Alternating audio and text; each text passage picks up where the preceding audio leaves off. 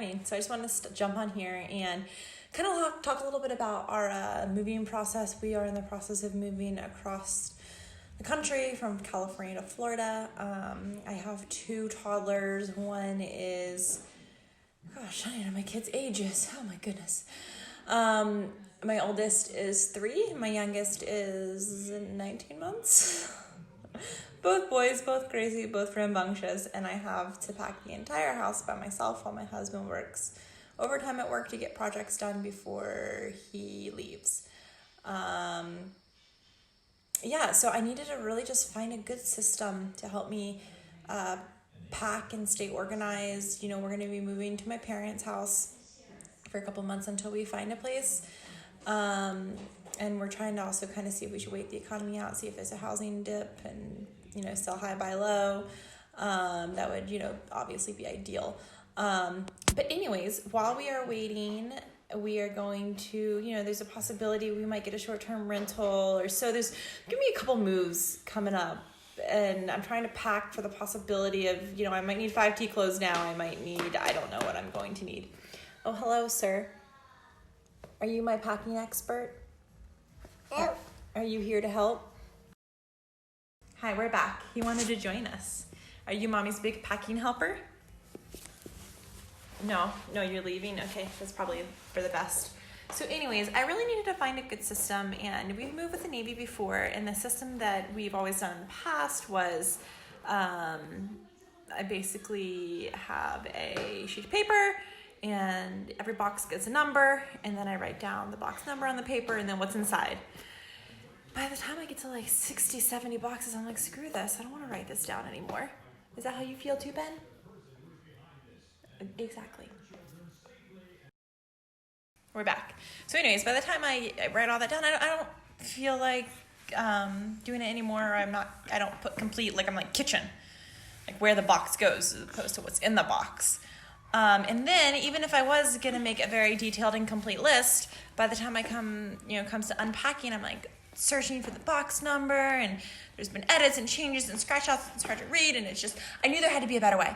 So I did a ton of research, and this post is not sponsored by anyway. This is just me. I did a ton of research. I looked up other moms, what they've used for cross-country moves, and there's all kinds of different apps, and you can do QR codes, and I was like, oh, that's genius. Let me look a little bit more into this, and I landed on one that I'm really, really happy with, and I wanted to share with you guys as part of how I'm staying organized during this move. So it's called Sortly. It's an app, and so it's, technically it's made for like companies who want to keep track of their inventory, but totally doable for me.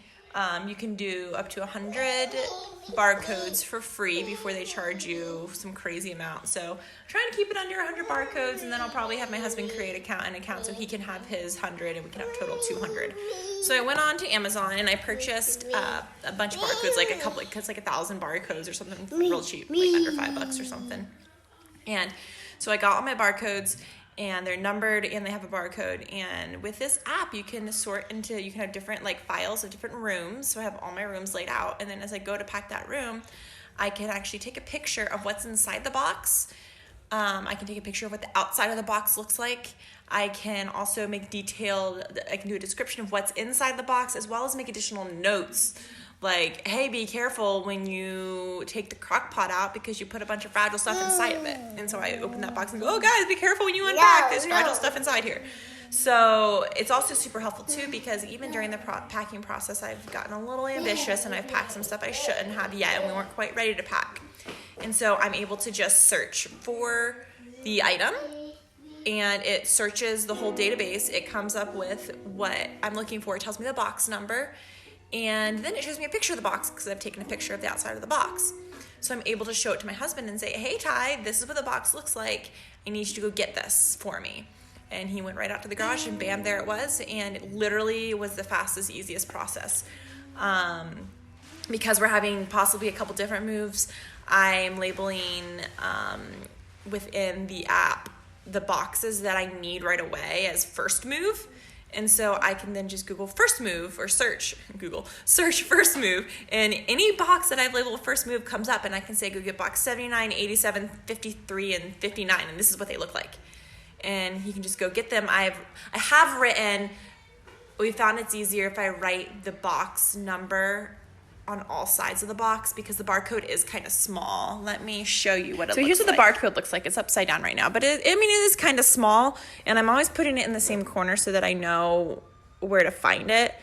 But then I'm writing the box number here, and then I am saying where it goes on the top. So that part isn't changing from the traditional packing.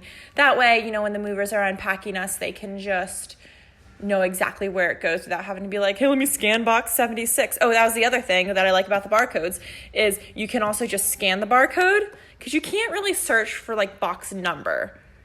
So I can just scan the barcode and then it brings up that box and tells me everything that's in that box that I have written down.